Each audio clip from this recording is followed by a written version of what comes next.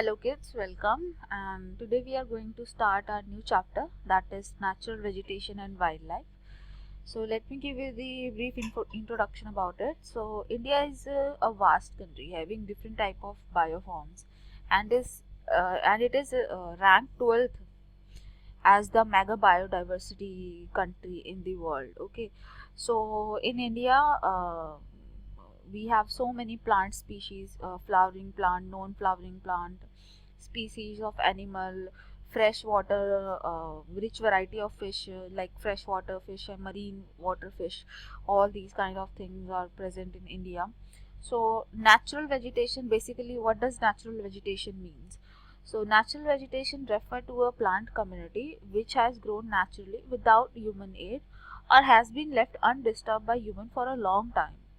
Okay, ऐसी जगह natural vegetation. What is natural vegetation? This is the definition of natural vegetation. That natural vegetation refer to a plant community which has grown naturally without human interference, without human aid, and it has been left undisturbed by human for a long time. This is termed as virgin vegetation. Next, the term flora is used to denote plant of particular region or period. Flora is that plants को जब हम refer कर रहे होते हैं तो हम उसको फ्लोरा बोलते हैं. जब हम प्लांट्स की स्पीशीज को रेफर करते हैं तो उसको फ्लोरा बोलते हैं, और जब हम एनिमल की स्पीशीज को रेफर कर रहे होते हैं तो हम उसको बोलते हैं फौना. उसको हम फौना बोलते हैं. ठीक है, फ्लोरा एंड फौना. सो ये चीज़ें हैं. The plant and the animal that we see around us, they are very different from each other. So there can be many variation found in them. Okay, like India has 47,000 plant or flora species, and India has about 89,000 animal or fauna species. Okay, and India has 6% of the world flowering plant. 6% of the world flowering. These are some extra facts which you must know, but it's okay. So human depend on the ecology obviously for their existence. Even there are 500 species of mammal India के अंदर. There are 2,000 species and subspecies of birds, and then there are 300 species of insect in India if we talk about alone India. So there are so many species. Next, which I am going to discuss is that the factor responsible for biodiversity. कौन से factors होते हैं जिनकी वजह से biodiversity depend जिनके ऊपर biodiversity depend करती है. तो पहला फैक्टर है रिलीफ. रिलीफ का मतलब होता है कि वहाँ का वो जगह कैसी है, क्या उसका लैंड उबड़ खाबड़ है, वहाँ की ज़मीन कैसी है, वहाँ की सॉइल कैसी है, ये रिलीफ कहलाता है. So basically the first factor is land. So natural vegetation, directly or indirectly, it depend on the type of the land. Exactly, it depend on the type of the land ना. अगर किस type का land है उसी type की वहाँ पे vegetation होंगी. अगर अच्छा बहुत फर्टाइल लैंड है या बहुत ही प्लेन लैंड है तो वहाँ पे अच्छे से पेड़ पौधे उग सकते हैं. बहुत ही उबड़ खाबड़ सी जगह है तो अजीब टाइप से चीज़ें उगेंगी. सो लैंड के ऊपर डिपेंड करता है. जैसे कि अगर आप देखो कोनिकल प्लांट्स होते हैं जो पहाड़ों में, जो क्रिसमस ट्री जिसको हम बोलते हैं, जैसा क्रिसमस ट्री जैसे जो प्लांट्स आपने देखा ना क्रिसमस ट्री कैसा होता है, कोनिकल होता है. उस शेप को हम क्या बोलते हैं? That shape is known as conical shape. वो शेप को हम बोलते हैं कोनिकल शेप. तो ये जो अगर आप माउंटेनियस रीजन में जाते हो तो वहाँ पे कोनिकल शेप के पेड़ आपको मिलेंगे. जब मनाली वगैरह इन सब जगहों पे जाओगे तो वहाँ पे आपको कोनिकल शेप, वैसे क्रिसमस ट्री वाली शेप के प्लांट दिखेंगे. और आप अपने अराउंड अभी अगर देखो तो बाहर ऐसे पेड़ नहीं मिलेंगे आपको. ये आप घर से बाहर निकलोगे तो पीपल का, नीम का पेड़, ये पेड़ वो पेड़, ये कोनिकल शेप में नहीं होते है ना. ये कोनिकल शेप में नहीं होते, ये अलग ही शेप में होते हैं. राइट. तो डिपेंड करता है कि लैंड कैसा है. जिस तरह का लैंड होगा उस तरह के पेड़ होंगे. जैसे कि डेजर्ट जो रीजन है, डेजर्ट वाला जो रीजन है वहाँ पे स्पाइनी प्लांट होते हैं. स्पाइनी जैसे कैक्टस वगैरह ये वाले प्लांट होते हैं. ठीक है. सो देयर आर लैंड के ऊपर डिपेंड करता है. दूसरा फैक्टर जो है सॉइल है. So different types of vegetation grow on different types of soil है ना. सॉइल मान लो किसी सॉइल पे कुछ उगता है, किसी सॉइल पे कुछ उगता है, तो अलग अलग टाइप की वेजिटेशन अलग अलग जगहों पर उगती है. राइट, अलग अलग जगहों पर उगती है। जैसे कि जो फॉरेस्ट सॉइल है, जो माउंटेन की सॉइल है, वहाँ पे कोनिकल फॉरेस्ट उगते हैं, लेकिन जो डेजर्ट है वहाँ पे कोनिकल फॉरेस्ट नहीं उग सकते, कोनिकल कोन वाले फॉरेस्ट नहीं उग सकते, वहाँ पे कांटे वाले कैक्टस वगैरह ये सारी चीज़ें उगेंगी, राइट। फिर नेक्स्ट फैक्टर जो है हमारा है temperature. So temperature determines the characters and extent of vegetation. Example glacier, tundra, coniferous plant, mix forest. जो टेम्परेचर होता है वेजिटेशन का, सॉरी जगह का टेम्परेचर जो होता है उसके ऊपर वेजिटेशन डिपेंड करती है। जो जगह का टेम्परेचर होता है उसके ऊपर वेजिटेशन डिपेंड करती है कि किस टाइप की वेजिटेशन वहाँ पे होगी। जैसे कि मान लो इक्वेटोरियल रीजन है, वहाँ पे गर्म टेम्परेचर, जहाँ पे ज़्यादा टेम्परेचर होता है, ठीक है, गर्म टेम्परेचर हॉट, जैसे आप इक्वेटर से पोल्स की तरफ अगर जाओगे तो टेम्परेचर डाउन जाता रहता है, और सेम जो स्पीशीज़ है प्लांट्स वगैरह की वो भी डाउन जाती रहती है, वो भी जो बायोडाइवर्सिटी है वो भी डाउन जाती रहती है। तो हाई टेम्परेचर वाली जगह पे हाई बायोडाइवर्सिटी है, और ठंडी जगहों पे उतनी ज़्यादा बायोडाइवर्सिटी नहीं मिलेगी, आपको उतनी ज़्यादा बायोडाइवर्सिटी नहीं मिलेगी। नेक्स्ट इम्पॉर्टेंट फैक्टर जो है वो है प्रेसिपिटेशन। बारिश पे तो ऑब्वियसली जो प्लांट है बिना पानी के ज़िंदा नहीं रह सकते, एनिमल्स हैं बिना पानी के ज़िंदा नहीं रह सकते। सो प्रेसिपिटेशन के लेवल पे डिपेंड करता है कि कहाँ पे, जैसे आपने सुना होगा इक्वेटर के ऊपर बहुत बारिश होती है, तो वहाँ पे इतने घने घने फॉरेस्ट है, अमेज़न बेसिन वगैरह है ना, अफ्रीका के घने जंगल ये सब।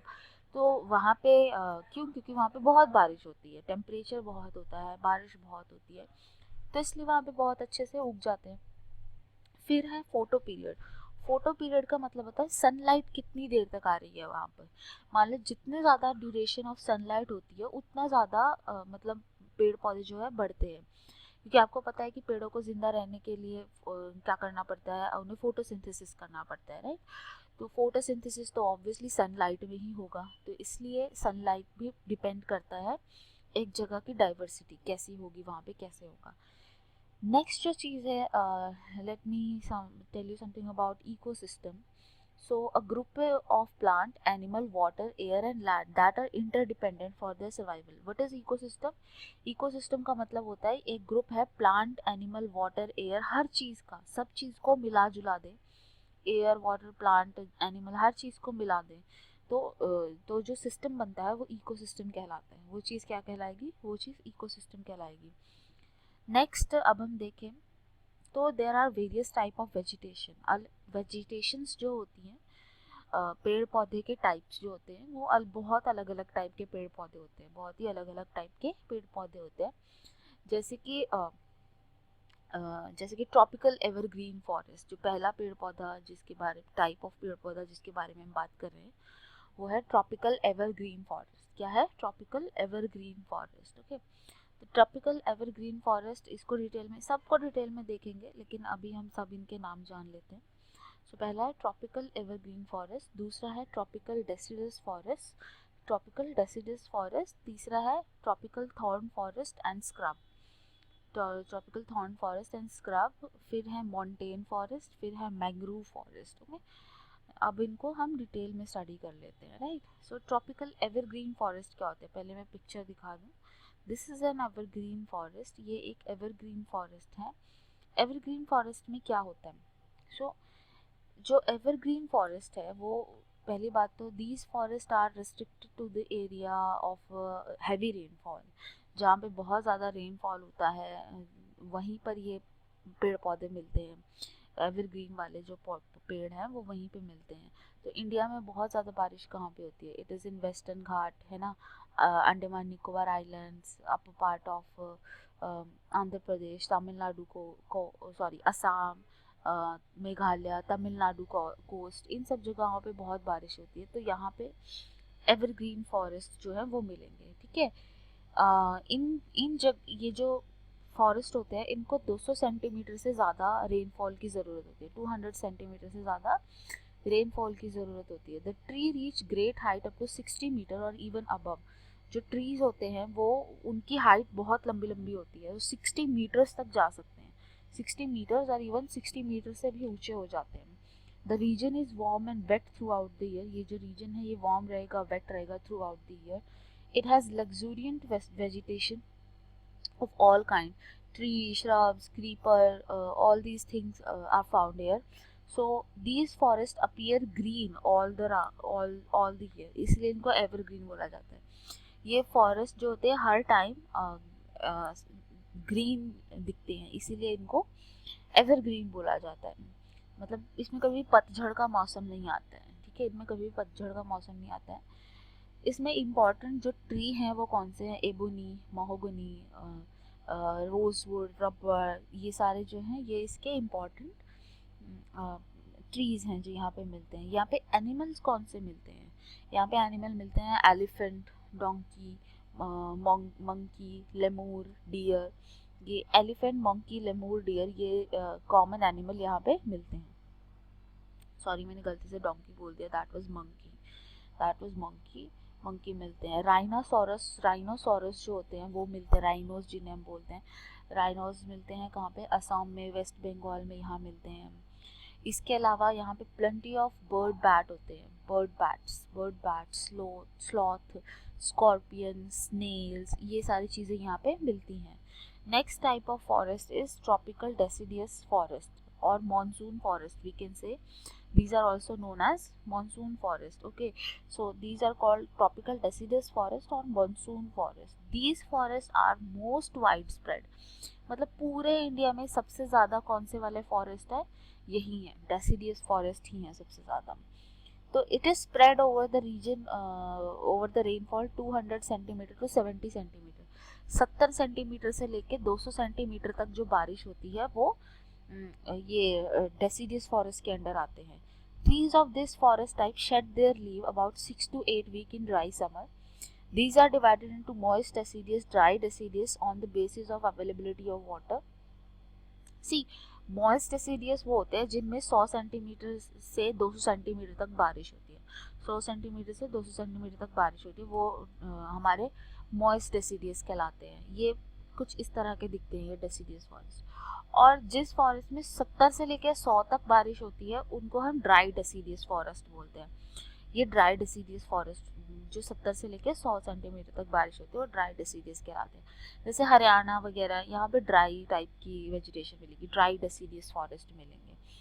So these are found in the region of northeast state along the foothill of Himalaya, Jharkhand, West Odisha, Chhattisgarh, Western Ghat के ईस्टर्न स्लोप पे, इन सब जहाँ पे थोड़ी कम बारिश होती है वहाँ पे ये मिलेंगे. Teak is the most important species from these jungles. इन जंगलों से, डेसिडियस फॉरेस्ट से टीक जो है वो काफ़ी इम्पॉर्टेंट स्पीशीज़ है. इसके अलावा और क्या क्या स्पीशीज़ यहाँ पे मिलती हैं, यहाँ पे मिलती हैं साल, बैम्बू, शीशम, सैंडलवुड, ये चीज़ें यहाँ पे, खैर, कुसुम, अर्जुन, मलबेरी, ये सारी चीज़ें यहाँ पे मिलती हैं. यहाँ पे कॉमन एनिमल कौन से मिलते हैं, एनिमल मिलते हैं यहाँ पे lion, tiger, pig, deer, elephant, ये मिलते हैं. यहाँ पे बहुत सारी लिजर्ड, स्नेक, टॉर्टॉइज, ये चीज़ें मिलती हैं. Next kind of forest is the thorn forest and scrub, जिसे हम बोलते हैं थॉर्न फॉरेस्ट एंड स्क्रब, जो देखने में ऐसा दिखता है. सो इस रीजन में रेनफॉल जो है 70 सेंटीमीटर से भी कम होता है. This region has rainfall less than 70 centimetre. So the natural vegetation consist of thorny trees and bushes. Thorny trees होते हैं, बशेस होती हैं यहाँ पे. This type of vegetation is found in north western part of the country including semi arid area of Gujarat, Rajasthan, Madhya Pradesh, Chhattisgarh, UP, Haryana. यहाँ पे ये चीज़ें मिलती हैं. यहाँ पे पाम्स है, पाम, कैक्टाई, ये कुछ मेन प्लांट है इसके. कैक्टाई, पाम, ये मेन टाइप के प्लांट यहाँ पे मिलते हैं. जो यहाँ पे ट्रीज होते हैं उन ट्रीज की जो रूट होती है वो काफ़ी डीप होती है. उन ट्रीज की रूट जो है काफ़ी डीप होती है. ऐसा क्यों होता है, क्योंकि डीप रूट से वो अंडरग्राउंड से पानी ले लेते हैं. अदरवाइज यहाँ पे पानी की अवेलेबिलिटी तो कम है. हमें पता है कि 70 सेंटीमीटर से भी कम बारिश होती है, तो पानी की अवेलेबिलिटी तो कम है. तो इसलिए ये पानी नीचे, ग्राउंड से नीचे से खींचती हैं डीप रूट से. ठीक है. जो यहाँ की लीव्स होती हैं वो बहुत ही थिक होती हैं ताकि उसमें से पानी का लॉस ना हो. अगर पतली लेयर होगी तो उसमें से पानी का लॉस बहुत इजीली हो जाएगा, लेकिन मोटी लेयर होगी तो पानी का लॉस उतना इजीली नहीं होगा. ठीक है. और क्या होगा, जो स्टेम्स है इसकी वो सक्यूलेंट टाइप की होती है। सक्यूलेंट मतलब उसके अंदर पानी भरा रहता है। जैसे कभी आप एलोवेरा का पौधा आपने देखा ही होगा, तो अगर आप एलोवेरा के पौधे को काटते हो तो अंदर से बहुत सारा जेल जेल सा निकल के आता है, वो एक्चुअली पानी है जो एलोवेरा के पौधे में भर चुका है। वो पानी स्टोर कर रहा है, एलोवेरा का पौधा जो है वो पानी स्टोर कर रहा है। तो इस तरीके से पानी स्टोर रहता है इनके अंदर। यहाँ पे किस तरह के जानवर मिलते हैं, तो यहाँ पे मिलते हैं rat, mice, rabbit, fox, wolf, tiger, lion, wild ass, horses, camels, ये सारे जानवर यहाँ पे मिलते हैं। नेक्स्ट में हम बाकी फॉरेस्ट के बारे में पढ़ेंगे, मॉन्टेन फॉरेस्ट, मैंग्रोव फॉरेस्ट, है ना, उन सब के बारे में पढ़ेंगे। फिर प्लांट्स की इम्पोर्टेंस, वाइल्ड लाइफ की इम्पोर्टेंस के बारे में पढ़ेंगे। उसके बाद आई गेस आपका चैप्टर कंप्लीट हो जाएगा। फिलहाल के लिए इतना ही। आप इस चैप्टर को ढंग से रीड कीजिएगा। Thank you so much.